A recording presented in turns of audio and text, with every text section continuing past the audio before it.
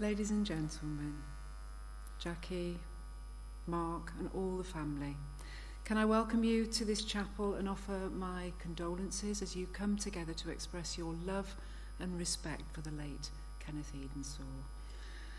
That was Nat King Cole's song called Unforgettable, sung by Ken's daughter Jackie. A piece of music so aptly chosen to open this tribute to Ken. Amongst many other things in life, as you know, Ken was a singer. Singing made him very happy, and that was one he'd certainly sung many times throughout the years, and it was lovely to hear that opening tribute. Really lovely. My name's Alison Kirkham. I was with some of you in February when we said goodbye to Ken's brother Brian.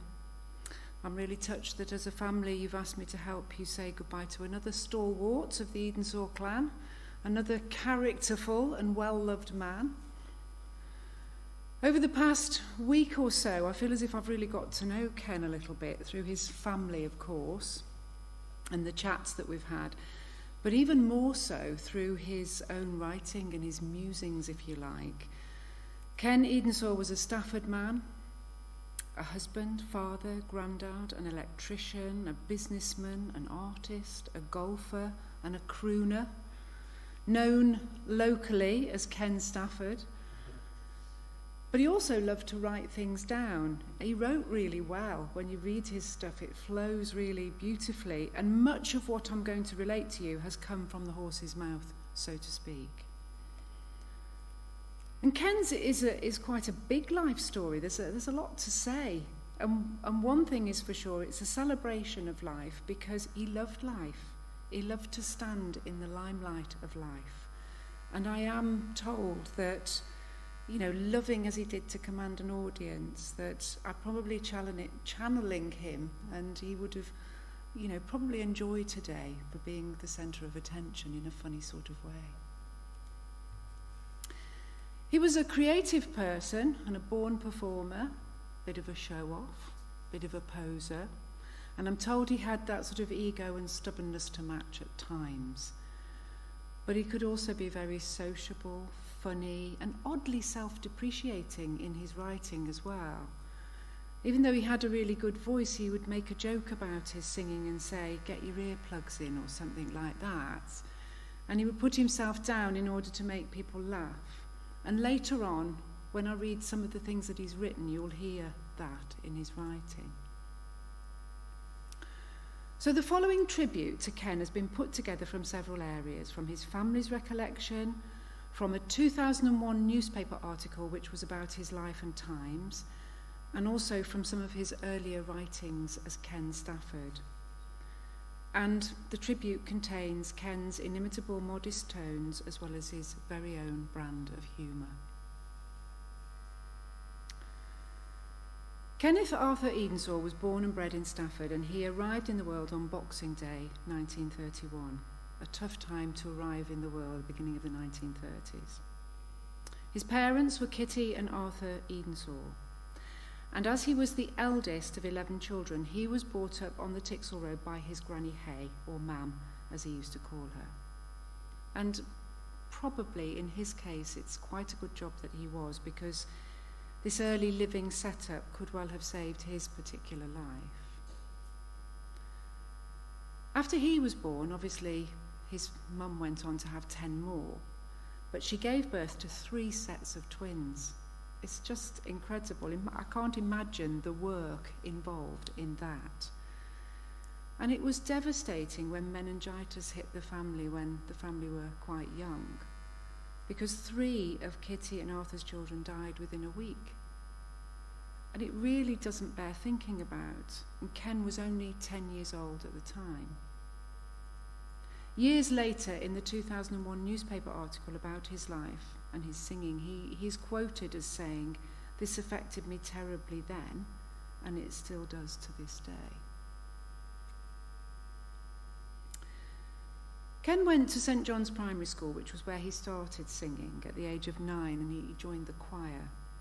He said that he used to sit in his granny's outside loo with the local newspaper torn into handy pieces, and that he would happily practice his singing there. There was very little money around in those days, and his family couldn't afford any musical instruments apart from the ubiquitous mouth organ, so he just sang.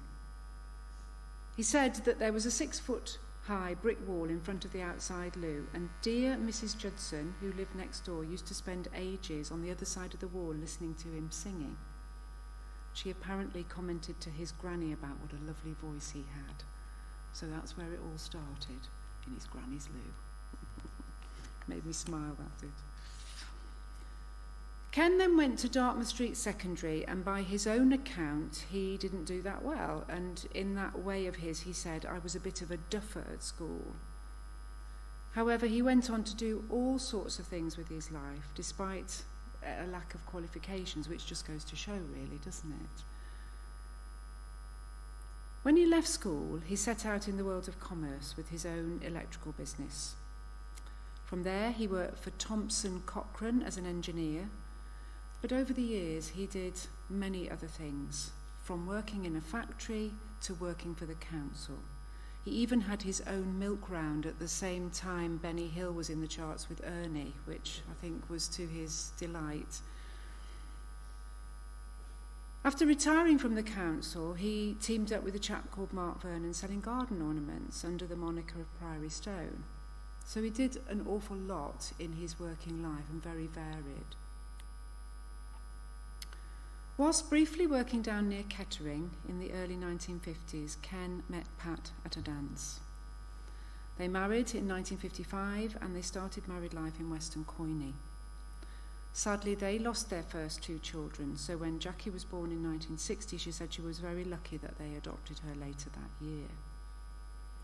They then moved to a caravan at the bottom of Ken's mum's garden, that being 278 Tixall Road in Stafford.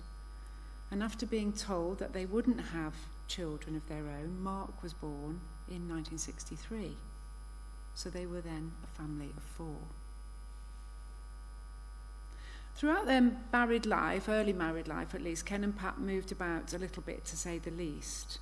Started in Stafford, then to Desborough in Northamptonshire, back to Stafford, back to Desborough, then to Ipswich, and finally to their forever bungalow in Compton Road in Bassage. And I'm told that in all these places that they were the constants of Ken's Pond and his crazy paving. He'd always had a bit of a voice, as we've said, and in his early 20s, inspired by Pat, who was also a singer, he won a Butlins talent contest. Then in the years that followed, their lives were filled with music. They actually formed a duet, surprisingly called Pat and Ken. And Ken also became lovingly known as Ken Stafford on the local scene. And as well as bringing up his family at that time and building up his electrical contracting business, he still found time to record 2 demo records. I think he did have plans to become the next big Tom Jones. The trouble being that he didn't send the demos off to anyone in the end. And in later life, he said, I didn't think the quality of the recording was good enough. Still, over the years, whatever he was doing work-wise, Ken always sang, and although outwardly he did that sort of mock modesty about his singing, he loved to be up on stage, I'm told, and he won more than one talent contest.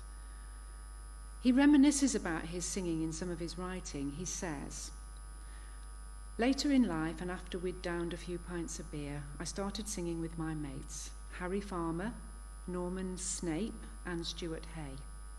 We sang in the local pubs and clubs, in particular the Railway Club in Stafford. When they started to lose custom, we moved out of town to the Potteries and we took our talents with us.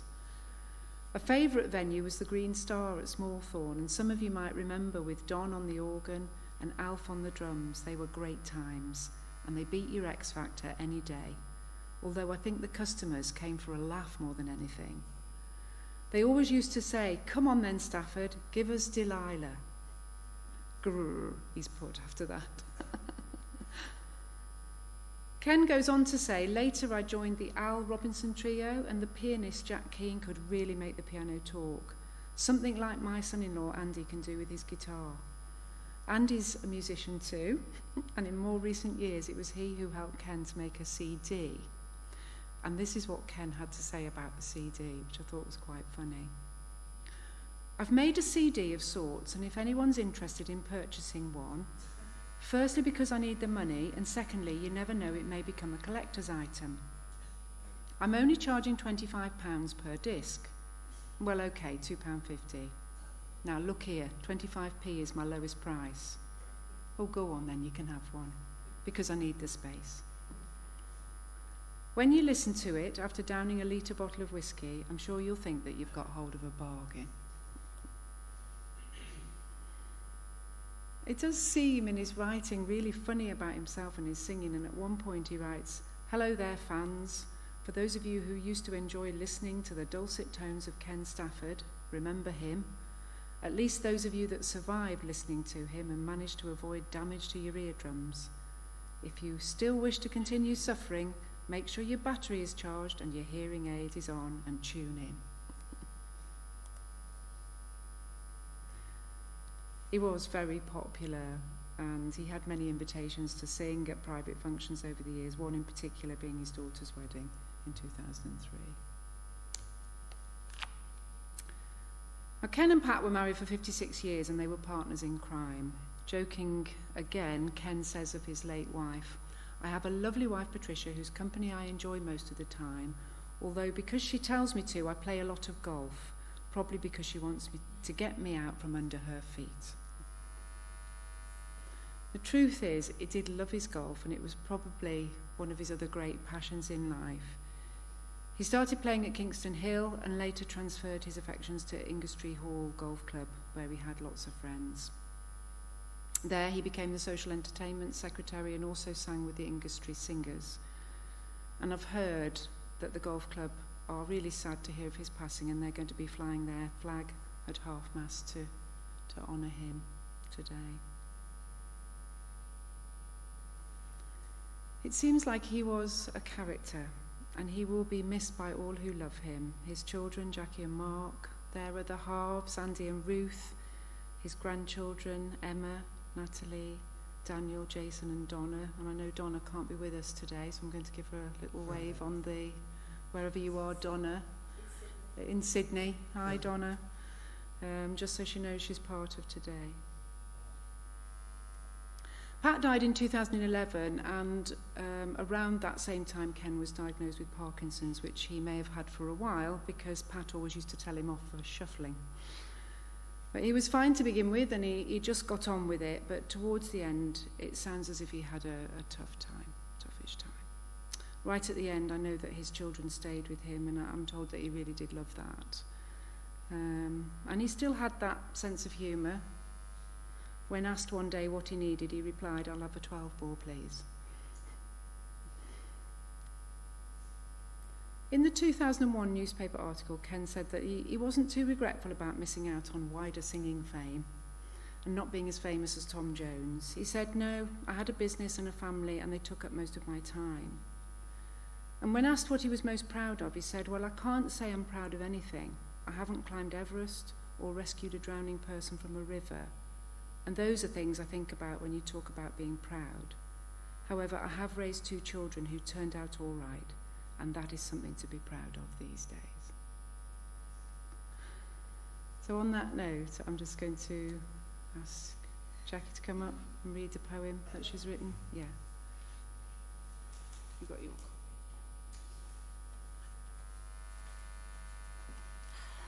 Oh, thank you.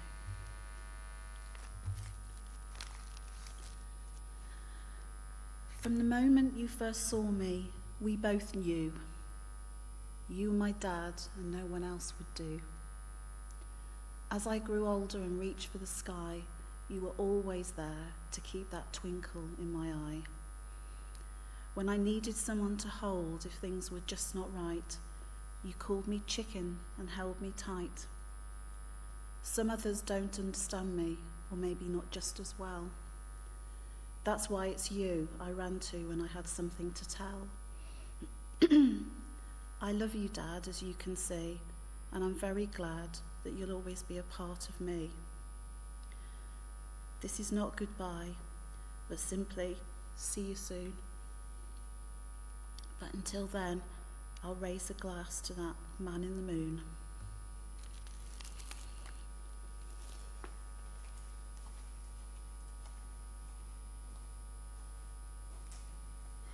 Thank you.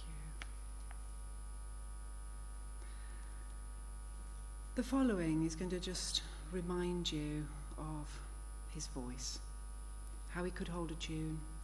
And it's also a reflection of him doing the things the way he wanted to do them.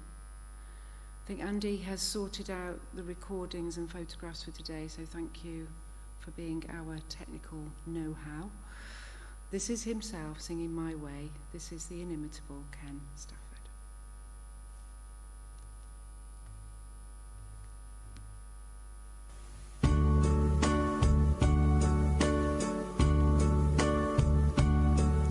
And now the end is near, so I face that final curtain. My friends, I'll say clear, state my case, of which I'm certain. I've lived a life that's full, traveled each and every highway, and more, much more than this, I did it my way. Regrets, I've had a few, but then again, too few to mention.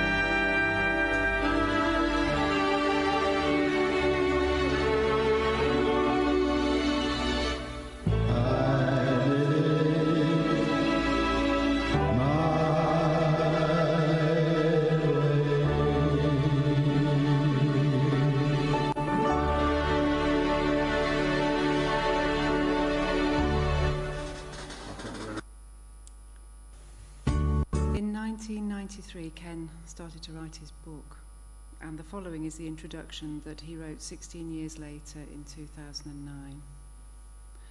To the three most precious and needed persons in my life: my wife Patricia McNabbs, my daughter Jacqueline Chicken, and my son Mark Sparrow. This is the continuance and hopefully the completion of a story I started to write some 16 years ago. I started to write it after Pat and I watched the film Jaws, and I discovered how much money the author of the book made in royalties. Being as modest as you three know me to be, I thought that I would come up with as good a story, if not a better one.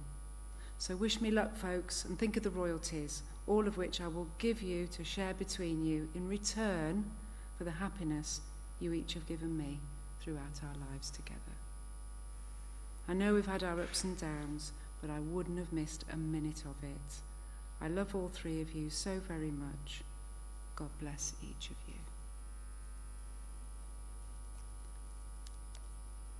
Today you are pausing to reflect lovingly on a life that has been so entwined with yours, to honour and give thanks for the full and valuable 88 years of Kenneth Edensaw.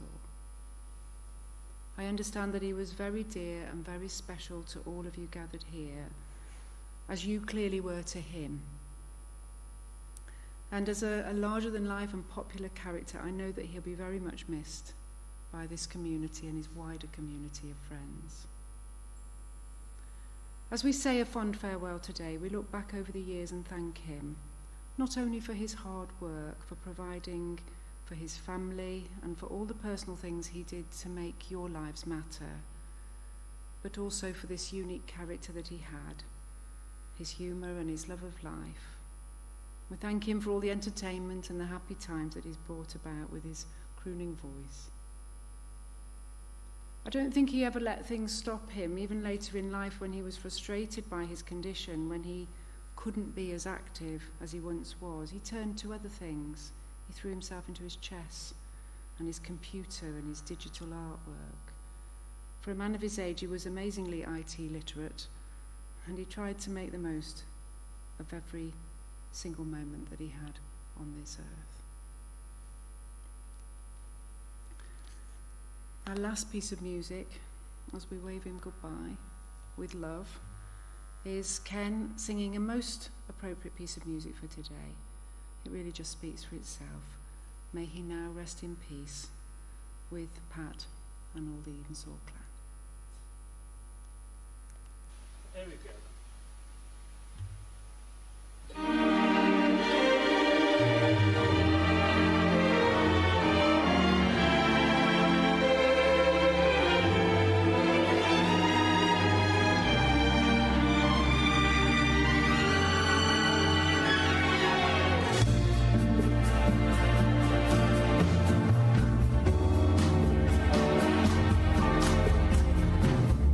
Fly me to the moon and let me play among the stars. Oh, let me see what spring is like on Jupiter and Mars. In other words, hold my hand. In other words, darling, kiss me. Now fill my heart with song and let me sing forevermore. You are all I long for, I worship and adore.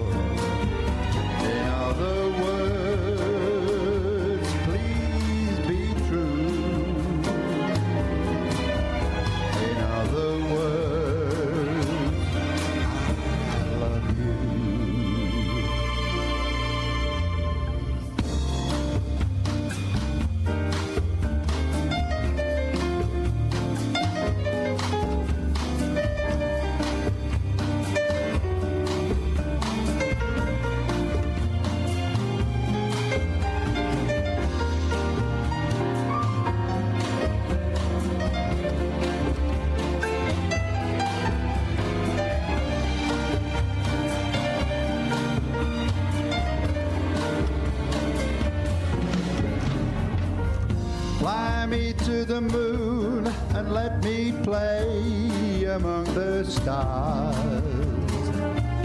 Let me see what spring is like on Jupiter and Mars. In other words, hold my hand. In other words, darling, kiss me. Fill my heart with song and let me sing forevermore. You are all I long for, all I worship and adore. In other words, please be true. In other words, I love you.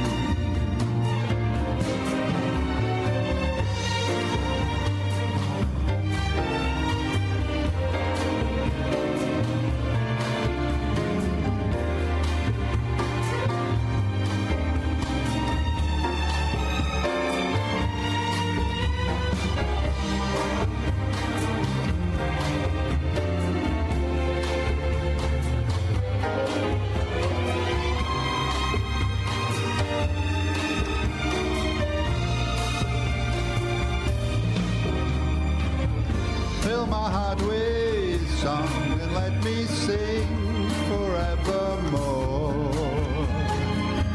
You are all I long for, all I worship and adore. In other